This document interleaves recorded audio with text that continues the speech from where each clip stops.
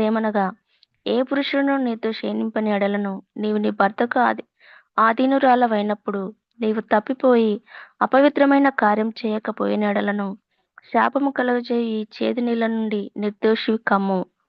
నీవు నీ భర్తకు ఆధీనురాలవైనప్పుడు, నీవు త్రోవ తప్పి అపవిత్రపరచబడిన ఎడల, అనగా నీ భర్తకు మారుగా వేరొక పురుషుడు నీతో కూటమి చేసిన ఎడల, యెహోవా నీ నడుము పడునట్లును నీ కడుపు ఉబ్బునట్లును చేయుట వలన యెహోవా నీ జనుల మధ్యను నిన్ను శపథమునకును ప్రమాణమునకును ఆస్పదముగా చేయుగాక. శాపము కలుగజేయి. చాలా థ్యాంక్ యూ. దేవునికి స్తోత్రం కలుగును. రోషము. ఈ రోషము ఎలాంటి రోషము? ఎందుకు రోషం అనే పదం రాయబడింది? రోషం అంటే అది క్రోధం కాదు, కోపం కాదు, లేకపోతే ఇంకేదో ఇంకేదో ఎమోషన్ కాదు. ఇది చాలా ప్రత్యేకమైనది. కొత్త నిబంధనలో ఈ మాటను చూసాం. ఈ జలస్ అనే వర్డ్ని కొత్త నిబంధనలో మనం చూసాము. తీవ్రమైనటువంటి ఆసక్తి అనే పదం నిన్న మాట్లాడుకున్నాం. చివరిలో మనం చదువుకొని క్లోజ్ చేసుకున్నాం. దేవునికి స్తోత్రం కలుగును గాక. ఈ మాట కొరింథీ పత్రిక 11వ అధ్యాయం 2వ వచనంలో నేను మనం మాట్లాడుకున్నాం. 2వ కొరింథీ పత్రిక 11వ అధ్యాయంలో ఒకసారి మాట జ్ఞాపకం చేస్తాను. అక్కడ కూడా దైవాసక్తితో మీ ఎడల ఆసక్తి కలిగి ఉన్నాను. ఎందుకనగా పవిత్రురాలైన కన్యనుగా ఒక్కడే పురుషునికి అనగా క్రీస్తుకు సమర్పింపవలనని మిమ్మును ప్రధానము చేసితిని. కానీ సర్పము తన కుయుక్తి చేత హవ్వను పరిచినట్లు మీ మనస్సులను చెరుపబడి క్రీస్తు ఎడలనున్న సరళత నుండి పవిత్రత నుండి ఎట్లయినను తొలగిపోవునేమో అని భయపడుచున్నా. సో ఇత్రో అనే పోర్షన్ ఇది వివాహ సంబంధమైనటువంటి నిబంధన అని మాట్లాడుకున్నాం. వివాహ సంబంధమైనటువంటి నిబంధన అంటే ఆ పదాజ్ఞలు అనేవి ఆజ్ఞలు కాదు, మాటలు. అంటే ప్రమాణాలు అని అర్థం. ఇదిగో మీరందరూ నా ఆజ్ఞలు అనుసరింతురా. ఎస్, అనుసరింతుము. మీరు ఏం చెప్పినా చేస్తాము. తర్వాత ఇదిగో నేను, అప్పుడు ఒక్కొక్క మాట, నేను తప్ప మీకు వేరే దేవుడు ఉండకూడదు. తర్వాత మనం పెళ్లి ప్రమాణాల్లో చూస్తాం. ఇదిగో వధువుతో కానీ వరుణ్తో కానీ మాట్లాడేటప్పుడు ఇదిగో ఈమెనే భార్యగా చేసుకొని ఈమెను వాళ్ళక లేకపోతే ఈమెను ఎడబాయక నిత్యము ఉందువా, మరణం వరకు ఉంటావా అంటే ఎస్ ఉంటాను అని చెప్తాం. సో అలాగా వివాహం ఎలాగ నిబంధన జరుగుతూ ఉందో, వివాహ నిబంధన సంబంధమైనటువంటి మాటలు ఎలా ఉంటాయో ఇక్కడ కూడా అవే మాటలు చూస్తాం. అయితే పాయింట్ ఏంటంటే ఆ వివాహంలో దేవుడు ఇంకొక విషయం చెప్తాను. బైబిల్ ఎప్పుడు కూడా పాలిగమీని ఎంకరేజ్ చేయదు. బైబిల్ పాలిగమీ అంటే అర్థం ఏంటంటే బహుభార్యత్వం అంట. అంటే ఒక పురుషుడు చాలామంది భార్యలు కలిగి ఉండడం అనే దాన్ని బైబిల్ ఎంకరేజ్ చేయదు. బైబిల్ చెప్పదు. ఒక పురుషుడు ఒక భార్య, ఒక స్త్రీ ఒక పురుషుడు, ఒక భార్య భర్తలకే బైబిల్ పర్మిట్ చేస్తుంది. ఇది మరి మనం అడగొచ్చు, మరి యాకోబు ఎందుకని ఇద్దరిని చేసుకున్నాడు, లేకపోతే దావీదుకి అంతమంది భార్యలు ఉన్నారు, సొలొమోన్కి అంతమంది భార్యలు ఉన్నారు. సో దాని రీజన్స్ వివాహ వ్యవస్థలో ఏమంటామంటే జూయిష్ లా యొక్క విధానం అది మన ఆలోచనకి లేకపోతే మన ఊహకు అందనిది. సరే, అది ఎక్స్ప్లెయిన్ చేయడం నాకు ఇప్పుడు సమయం లేదు, కానీ బట్ ఒక స్టేట్మెంట్ మాత్రం చెప్పగలనది ఏంటంటే పాలిగమీ అనగా బహుభార్యత్వాన్ని బైబిల్ ఎంకరేజ్ చేయదు. అలాగే ఆ బహుభార్యత్వం అనే దాన్ని దేవుడు తానేమై ఉన్నాడో మనల్ని అలా ఉండాలని కోరుకునేవాడు. దేవుడు క్రీస్తు ఆయన ఎట్టివాడై ఉన్నాడో మనం అట్టివారుగా మారడం కోసం ఆయన ఎదురు చూసే దేవుడు. సో ఇప్పుడు క్రీస్తుకు ప్రదానం చేయబడినటువంటి సంఘము వధువు లేదా ప్రదానం చేయబడిన గొర్రెపిల్ల వివాహ మహోత్సవం ఏదైతుందో దాని కొరకు మనం ఎదురు చూస్తూ ఉన్నాం. అయితే ఇక్కడ పౌలు మాట్లాడుతున్న మాట, ఇదిగో ఒక్కడే పురుషుడు, ఒక్కడే క్రీస్తుకి నేను ప్రదానం చేశాను. సో క్రీస్తును విడిచిపెట్టొద్దు, ఇంకొక యేసును మీరు అనుసరించొద్దు, లేకపోతే ఇంకొక విశ్వాసాన్ని మీరు అనుసరించొద్దు అని చెప్తూ దాని గురించి నేను భయపడుతున్నాను. అవ్వను సర్పం మోసపరిచినట్లుగా మనం తొలగిపోయే విధంగా మనము ఏమంటామంటే మోసపరిచే విధంగా నడిపించబడుతూ ఉంటాం. సరే, ఏదేమైనా కూడా నా పాయింట్ ఏంటంటే, ఒకవేళ నేను రోషం గలవాడను అనే పదం ఎందుకు వచ్చింది ఇక్కడ, ఆ మాట అనాల్సిన అవసరం ఏమొచ్చింది?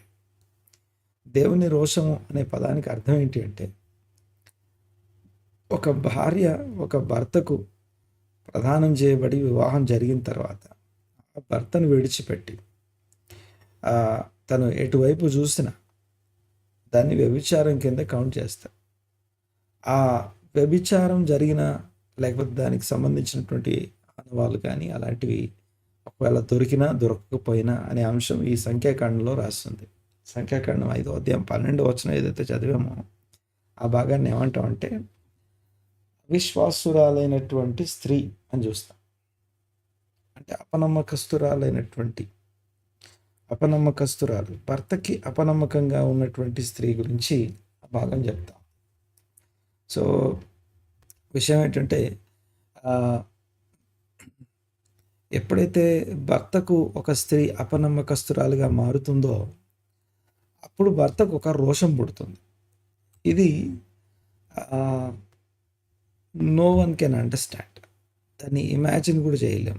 దాని ఆలోచనను కూడా ఏమంటే రోషము అనే మాటని, అది క్రోధం కాదు, కోపం కాదు, అది ఆ రోషము జలస్ అంట, ఆసక్తి, తీవ్రమైన ఆసక్తి. ఈ రోషము ఏమేం చేస్తుందో నేను మాట్లాడుకున్నా. ఎఫెసీ పత్రిక 5వ అధ్యాయం మాట్లాడుకున్నా. క్రీస్తు యేసు ఆ యొక్క రోషము చాలాసార్లు ఏమనుకుంటామంటే, ఆ పురుషుడు స్త్రీ మీద చూపించే ఒక ఆధిపత్య ధోరణి ఉంటుంది చూసారా, అది రోషం కాదు. మళ్ళీ ఇక్కడ గమనించండి ఒకసారి, క్రీస్తు తన భార్యను లేకపోతే తన వధువును ప్రేమించి అని చూస్తాం. ఎఫెసీ పత్రిక 5వ అధ్యాయం మాట్లాడుకున్నాం. అందులో 5వ అధ్యాయంలో 22వ వచనంలో, స్త్రీలారా ప్రభువునకు వలె మీ సొంత పురుషులకు లోబడి ఉండండి. క్రీస్తు సంఘమునకు శిరస్సై ఉన్నలాగున పురుషుడు భార్యకు శిరస్సై ఉన్నాడు. క్రీస్తే శరీరమునకు రక్షకుడు అయి ఉన్నాడు. సంఘము క్రీస్తునకు లోబడినట్టుగా భార్యలు కూడా ప్రతి విషయంలోనూ తమ పురుషులకు లోబడవలెను. పురుషులారా మీ భార్యలను మీరు ప్రేమించండి. అటువలే క్రీస్తు కూడా సంఘమును ప్రేమించి అది కలంకమైనను ముడతైనను అటిది మరేదైనను లేక పరిశుద్ధమైనది గాను నిర్దోషమైనది గాను మహిమగల సంఘము గాను తన ఎదుట నిలువబెట్టుకొనవలనని వాక్యముతో ఉదక స్నానము చేత దానిని పవిత్రపరిచి పరిశుద్ధపరచుటకై దాని కొరకు తన్ను తాను అప్పగించుకొనెను. అంటే ఈ రోషం ఏం చేస్తుంది అంటే, ఆ రోషము స్త్రీలో ఉన్నటువంటి స్త్రీని ప్రేమిస్తుంది. దీనికి దీన్ని ఎక్స్ప్లెయిన్ చేసేటప్పుడు, దీన్ని ధ్యానించేటప్పుడు ఒక విషయం గుర్తుపెట్టుకోవాలి. ఏంటంటే, దీన్ని నార్మలైజ్ చేసి నార్మల్గా ఉండే ఒక భార్యాభర్తల మధ్య ఉండే ఒక ఎమోషన్ని లేకపోతే ఒక పొజెసివ్ లవ్ని దానికి రోషము అనే పేరు పెట్టడం కరెక్ట్ కాదు. చూడండి ఒకసారి, క్రీస్తు యొక్క రోషం ఎలా ఉంటుందంటే, తన సంఘము లేదా తన భార్యను ప్రేమించడం కోసం ఆ రోషం ఉంటుంది. తన భార్యను ప్రేమించడం కోసం అంటే అర్థం ఏంటంటే, ఆ భార్యలో లోపము, కలంకము, ముడత అట్టిది ఏదైనా ఉంటే దాన్ని పరిశుద్ధమైనదిగా చేయడం కోసం తను తాను అర్పించుకునేంత రోషం అది. మళ్ళీ చెప్తాను, ఈ ప్రేమ కంటే కూడా ఇది అధికమైనటువంటి ఎమోషన్. ఇది స్పిరిచువల్ ఎమోషన్. అది రోషం అనే దానికి. తర్వాత కలంకమైనను ముడత అట్టిది ఏది లేకుండా పరిశుద్ధమైనదిగా, నిర్దోషమైనదిగా, మహిమ గల సంఘంగా మార్చడం కోసం రోషం ఉపయోగపడుతుంది. భార్యను చంపేసి భార్యని ఇంకేదో చేసి లేకపోతే ఆధిపత్య ధోరణి చూపించడం, దీన్ని రోషం అనము. చూడండి ఒకసారి, ఇది నేను రోషం గల దేవుడను అనే ఎమోషన్, దేవుని యొక్క స్పిరిచువల్ ఎమోషన్ ఏదైతే ఉందో ఆ ఎమోషన్ ఇప్పటికీ మన మీద పనిచేస్తుంది కనుక మనం ప్రతిరోజు పోషించబడుతున్నాం. అంతేకాకుండా ప్రతిరోజు మీకు తెలుసు అక్కడ ఏమన్నా వస్తుంది చూడండి ఒకసారి, అటువలే పురుషులు కూడా తమ సొంత శరీరం వలె తన భార్యను బద్దులై ఉన్నారు. తన భార్యను ప్రేమించేవాడు తన్ను ప్రేమించుకొనుచున్నాడు. అంటే ఈ రోషము ద్వేషించమని చెప్పదు. తర్వాత మాట చూడండి ఒకసారి 29వ వచనంలో, తన శరీరంను ద్వేషించువాడు ఎవడునూ లేడు కదా, తన శరీరంను ద్వేషించువాడు ఎవడునూ లేడు, కానీ ప్రతివాడును దాన్ని పోషించి సంరక్షించుకోరు. అంటే ఈ రోషము మనని మనం ద్వేషించుకునే తన కోపం తన శత్రువు అంటాం చూసారు. అలాగా ఈ రోషం అనేది మనకి భార్యను ప్రేమించడం కోసం ఉపయోగపడుతుంది తప్ప భార్యను ద్వేషించడం కోసం ఉపయోగపడే దాన్ని రోషం అనం.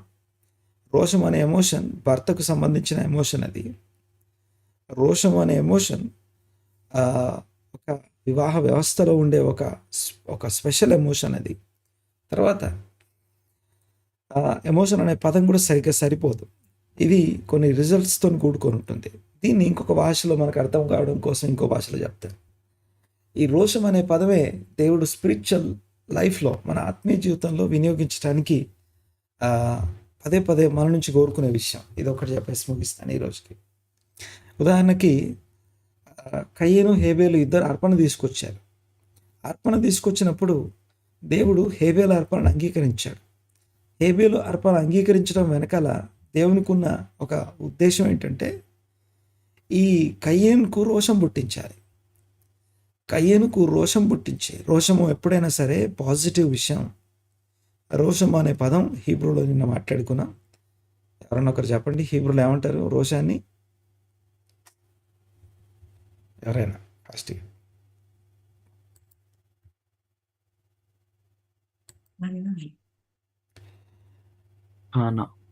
ఖానా. ఓకే, ఖానా అంటాం హీబ్రూలో. సో ఈ రోషం అనేది పాజిటివ్ ఎమోషన్ అది. అయితే కయ్యను అర్పణ రిజెక్ట్ చేసినప్పుడు, హేబేలు అర్పణ అంగీకరించబడ్డప్పుడు కయ్యనుకు హేబేలు చూసి రోషం పుట్టాలి. ఇదే విషయాన్ని ఇప్పుడున్న మనల్ని చూస్తే అన్యజనుల యొక్క భక్తిని చూసి, అన్యజనులు దేవుణ్ణి అనుసరించే విధానం చూసి ఇశ్రాయేలు ప్రజల్లో రోషం పుట్టించాలి. ఇది 12వ అధ్యాయం రోమపత్రిక 11వ అధ్యాయం మరియు 9వ అధ్యాయంలో చూస్తాం. అంటే ఇశ్రాయేలు ప్రజలు అన్యజనులు అనుసరిస్తున్నటువంటి భక్తిని చూసి, దేవుడు అన్యజనులకు చూపుతున్న కృపను చూసి ఇశ్రాయేలు రోషం తెచ్చుకొని ఏం చేయాలి? వారు పాజిటివ్గా మారిపోవాలి. ఇప్పుడు కయ్యను ఆ రోషం తెచ్చుకొని నేను హేబేలు కంటే ఇంకా మంచి అర్పణ తీసుకురావాలి అని ఆలోచించాలి. అది యాక్చువల్గా ఎక్స్పెక్ట్ చేయబడిన విషయం. ఆ ఎక్స్పెక్టేషన్తోనే మొదట దేవుడు కయ్యనుతో మాట్లాడుతున్నాడు. అంటే కయ్యనుతో మాట్లాడేటప్పుడు, అంటే నేను రోషం అనే పదం భర్తకు సంబంధించింది. అయితే ఆ రోషం అనే పదం మామూలు ఎమోషన్లోకి తీసుకొచ్చి అర్థం కావడానికి చెప్పి, దీన్ని భార్యాభర్తల మధ్య ఉండే ఎమోషన్గా చూస్తే, దట్టు క్రీస్తుకు సంఘానికి మధ్య ఉన్న ఎమోషన్గా చూస్తే అది మనం అర్థం చేసుకోవడానికి అవకాశం ఉందన్నమాట. అందుకనే దీన్ని అందరి భాషలో మాట్లాడడం కోసం కయ్యను హేబేలు, లేకపోతే అన్యజనులు, ఇశ్రాయేలు ప్రజలు, ఈ ఇత్రో అనే పోర్షన్ ఆ రోషం గురించే, ఆ రోషం అనే ఎమోషన్ ఎంత గొప్పదో తెలియజేయడం కోసం మాట్లాడుతాం. గమనించండి ఒకసారి. మహిమ కలిగిన సంఘంగా నిలబెట్టడం కోసం తన భార్య కోసం తన్ను తాను అర్పించుకునేది. అంటే క్రీస్తు శిలువ యాగం అనే దాని వెనక ఉన్నటువంటి బలమైన ఎమోషన్ ఏంటంటే తీవ్రమైన ఆసక్తి, లేదా తీవ్రమైనటువంటి ఆ యొక్క తన భార్య అయినటువంటి సంఘం మీద ఉన్నటువంటి ప్రేమ. ఆ ప్రేమే సంఘాన్ని నిర్దోషంగా నిలబెట్టాలి. తర్వాత అన్యజనులు అనుసరించే భక్తిని చూసి ఇశ్రాయేలు రోషం తెచ్చుకోవాలట. ఇశ్రాయేలు రోషం తెచ్చుకొని అన్యజనులు చంపడం కాదు. లేదా ఒకప్పుడు అన్యజనులు, ఇప్పుడు మనం బైబిల్ చదువుతున్నప్పుడు ఇశ్రాయేలు ప్రజలకి ఎంత కృప ఉంది అని మనం చూసినప్పుడు, ఇశ్రాయేలు ప్రజలకు దేవునికి ఉన్న నిబంధనని జ్ఞాపకం చేసుకున్నప్పుడు మనం రోషం తెచ్చుకోవాలి. అయ్యో, ఆ భాగ్యం మేము పొందలేకపోయామే అని చెప్పేసి ఒక రోషం తెచ్చుకొని మనం దానికంటే బాగా ఉండడానికి, దానికంటే ఆ మంచి స్థితిని తిరిగి పొందుకోవడానికి మనం చేసే ప్రయత్నం కోసం మనకు ఒక జీల్, ఒక ప్యాషన్, ఒక తీవ్రమైనటువంటి ఆసక్తి మనలో కలుగుతుంది. ఆ ఆసక్తిని పుట్టించేది ఈ రోషం. ఆ కలిగి ఉండే ఆసక్తినే రోషం అని పిలుస్తాం. సో అవతల వారి విశ్వాసం కన్నా నేను ఇంకా కొంచెం, అందుకని విశ్వాసాన్ని పరుగు పందెం అని పిలుస్తారు. పరుగు పందెం అంటే ఎవరో ఒకరే గెలుస్తారు కదా. కానీ ఇక్కడ విషయం ఏంటంటే, ఒకరు గెలుస్తూ ఉంటే ఆ గెలిచే వాళ్ళని చూసి పక్కన వాళ్ళు ఇంకా కొంచెం వేగంగా పరిగెత్తడం, వాళ్ళని పడేయడం కాదు, వాళ్ళని కాలుగా తొట్టుపడే విధంగా అడ్డం పెట్టేసి వాళ్ళని కింద పడేసి మనం ముందు ఉండడం కోసం కాదు. చూడండి ఒకసారి, రోషము అనేది చాలాసార్లు నెగిటివ్గానే చూస్తాం, కానీ బైబిల్ నేను రోషం గల దేవుడను అని చెప్తున్నాడు. దేవుడు రోషం గలవాడు అంటే ఆ ఎమోషన్ ఎంత గొప్పదో, ఆ ఎమోషన్లో ఉన్నటువంటి ఉద్దేశం ఏ స్థాయిదో తెలియజేయడం కోసం ఈ మాటలన్నీ నేను గుర్తు చేస్తా ఉన్నాను. దేవునికి స్తోత్రం కలుగును గాక. ఫాస్ట్గా నేను కొన్ని విషయాలు ఇక్కడ మాట్లాడేసి ఇస్తాను. ఈ రోషము ఎంత స్థాయిదో, లేకపోతే ఈ రోషము ఎక్కడెక్కడ ఎన్నిసార్లు రాయపడిందో మీకు జ్ఞాపకం చేస్తాను. 1 కొరింథీ పత్రిక 10:22లో ప్రభువునకు రోషం పుట్టించదమా అని రాసి ఉంటుంది. అది పర్టికులర్ అంశం గురించి.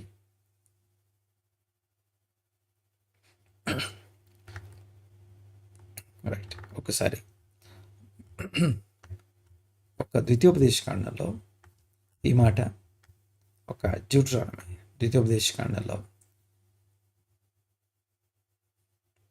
దాదాపు 6 సార్లు రోషము అనే పదం రాసింది. 6 సార్లు ద్వితీయోపదేశకాండంలో రోషము అనే పదం రాసింది. 6 సార్లు కూడా అందులో ఈ 6 సార్లలో 5 సార్లు రోషము, లేకపోతే 4 సార్లు నేను రోషం గల దేవుడను అనే పాట, రోషం గల దేవుడను అని చెప్తూ 32:16లో అన్య దేవతల చేత ఆయనకు రోషం పుట్టించిరి రాసి ఉంటుంది. ద్వితీయోపదేశకాండం 32:16లో అన్య దేవతలు ఆయనకు రోషం పుట్టించిరి అంటే మనం భక్తి చేయకుండా హేయకృత్యములు లేదా దేవునికి నచ్చని విషయాలు మనం చేస్తున్నప్పుడు ఆయనలో రోషం పుట్టిస్తున్నాం. ఆ రోషంలో మనల్ని తిరిగి తన మార్గంలోకి నడిపించే ఒక స్పెషల్ ఎమోషన్ అది. తర్వాత ఇంకో మాట తెలుసా, వారు అన్య దేవతల చేత ఆయనకు రోషం పుట్టించి హేయకృత్యములు చేసి ఆయన కోపింపజేస్తారు. ఇది 32:16లో. 32:21 ఏం వస్తుందంటే, వారు దైవము కాని దాని వలన నాకు రోషం పుట్టించారు.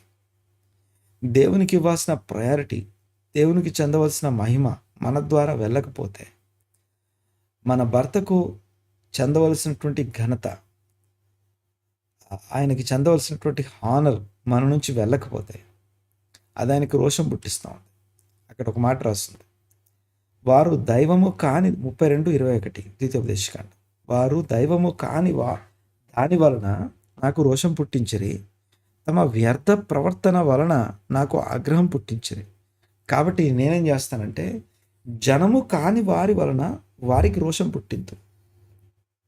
నా జనము అంటే నాకు నిబంధన, నేను ఎవరితోనైతే నిబంధన చేసుకున్నానో, ఇప్పుడు భార్య లోబడలేదు కాబట్టి ఈ భార్యకి నా భార్య కాని దాని వలన నేను రోషం పుట్టిస్తాను. ఇది దాని మాట, దాని మీనింగ్ అది. వారికి రోషం పుట్టింతు, అవివేక జనము వలన వారికి కోపం పుట్టిస్తాను. వీరు నాకు రోషం పుట్టించి కోపం తెప్పించారు, నేను వారికి రోషం పుట్టించి వారికి కోపం తెప్పిస్తాను. దేవుడికి స్తోత్రం కలుగును గాక. ఇక్కడితో ప్రార్థన చేసుకుందాం మనం. దేవుడు రోషం గల దేవుడు అనే పదాన్ని అది అర్థం చేసుకోవడానికి ప్రయత్నం చేయండి. ఇంకా కొంచెం వచనాలు చదవండి, ఇంకా వీటి గురించి ఆలోచించండి. ఎక్కడెక్కడ దేవుని రోషమును మనం దుర్వినియోగం చేస్తూ మన మీద ఉన్నటువంటి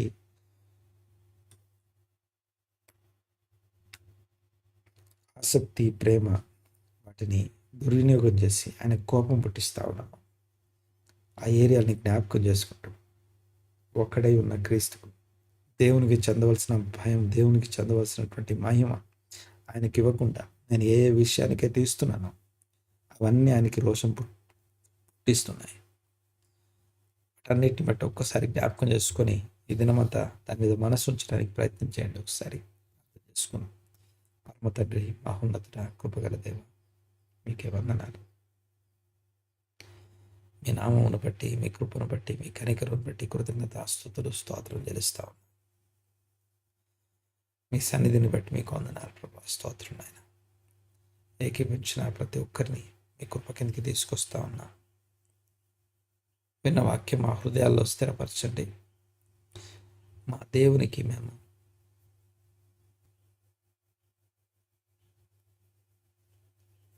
మా క్రీస్తు ప్రభువునకు మేము రోషం తెప్పించేవారం గాక. రోషమును బట్టి ఆ రోషం యొక్క ఉద్దేశం మాలో సరిగా నెరవేర్చబట్టకు కృపదైత్యమని వేడుకుంటూ ఏకీపించిన ప్రతి ఒక్కరిని మీ హస్తాలకు అప్పగిస్తున్నాం. దీవించి ఆశ్రయించి స్థిరపరచండి. ఈ రోషము మేమెక్కడ కలిగి ఉండాలి? దేవునికి మా పట్ల కలిగి ఉన్న రోషాన్ని మేము ఎలాగ అర్థం చేసుకోవాలి? ఏ విషయాల్లో అయితే మేము ఇదిగో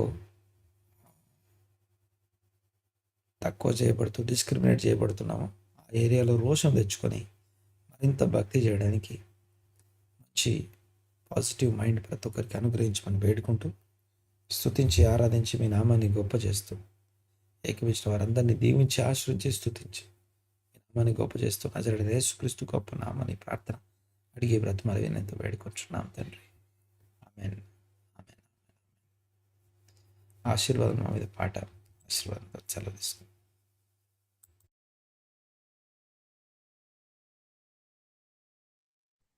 ఆశీర్వాదంబుల్ మా మీద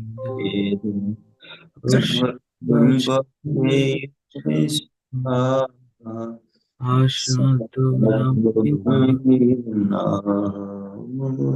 మీ సత్యవాగ్దాతో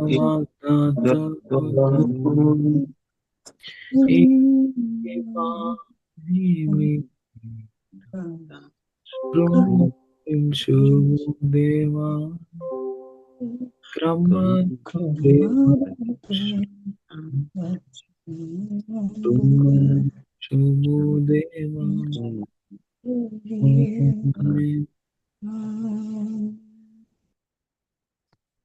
మన తండ్రి అయిన దేవుని ప్రేమయు కుమారుడైన యేసుక్రీస్తు కృపయు పరిశుద్ధాత్మ దేవుని యొక్క అన్యోన్య సహవాసం, సమాధానం, నిబంధన సాక్ష్యం, వాక్య పరిచర్య చేసిన దైవజనులకును, జూమ్ మీటింగ్ లో పాల్గొన్న వారందరికీ, జాయిన్ వేసిన పరిచర్యలకును సదాకాలం తోడై నడిపించును గాక. ఆమేన్. అందరికీ ప్రైజ్. అందరికీ షాలోమ్. అందరికీ వందనాలండి. Praise the lord. షాలోమ్. అందరికీ వందనాలు. అందరికీ షాలోమ్ అండి. అందరికీ షాలోమ్.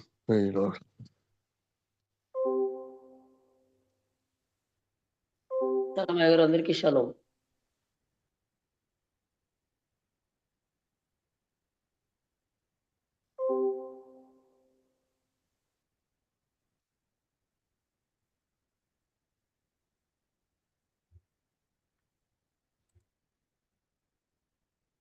Record